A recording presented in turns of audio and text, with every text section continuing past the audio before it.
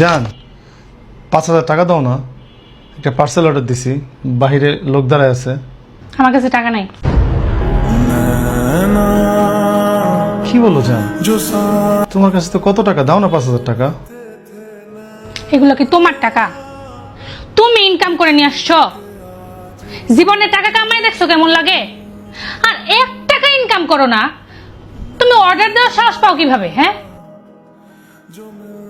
তুমি এখন ওই পার্সেলওয়ালারে যায় বলো যে আমি একটা বেকার, আমার টাকা কামানোর কোনো মুরদ নাই, আমি বইয়ের টাকায় চলি, বইয়ের টাকার খাই, আমি 5,000 টাকার পার্সেল অর্ডার দিছি, আমাকে ক্ষমা করে দেন, টাকা দেওয়ার মতো সামর্থ্য আমার নাই, আপনি পার্সেলটা ফেরত নিয়ে যান, যাও।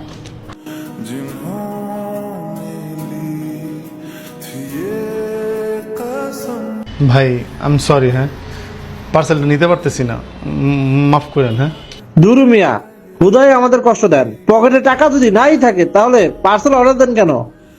ফালতু যত সব। কালকে আমার বান্ধবীর বিয়ে, রেডি থাকো, যাইতে হবে।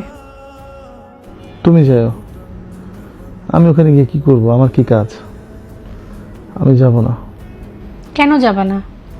আজকাল তোমার সাথে আমার অনেক বেশি ঝগড়া হইতেছে এটার জন্য, নাকি আমি আজকে তোমাকে কুরিয়ারে সেই 5,000 টাকা দেইনি সেই জন্য? যেদিন থেকে আমার চাকরি গেছে সেদিন থেকে তুমি আমার হারে হারে টের পাচ্ছ টাকা কাকে বলে। যখন আমার চাকরি ছিল টাকা কামাইতাম, 2 হাতে খরচ করছি তোমার জন্য, একবারও জিজ্ঞেস করি নাই টাকা কি করবা। আমরা পুরুষেরা টাকা কামাই করি তোমাদের জন্য, স্ত্রীর জন্য, সন্তানের জন্য। আমরা নিজের জন্য টাকা কামাই করি না। কিন্তু যেদিন থেকে চাকরি চলে গেছে সেদিন থেকে আমি টের পাচ্ছি টাকা কি জিনিস। আজ যে পার্সেলের জন্য তোমার কাছে টাকা চাইছি, ওটা আমার জন্য ছিল না, তোমার জন্যই ছিল। কিন্তু কি অভাগা আমি, নিতে পারলাম না। তোমার সাথে মন থেকে সেদিনই মিশবো, আবার ঘুরতে যাব, খাবো, আড্ডা দিব, যেদিন আবার টাকা কামাই করবো আমি। তুমি চলে যাও,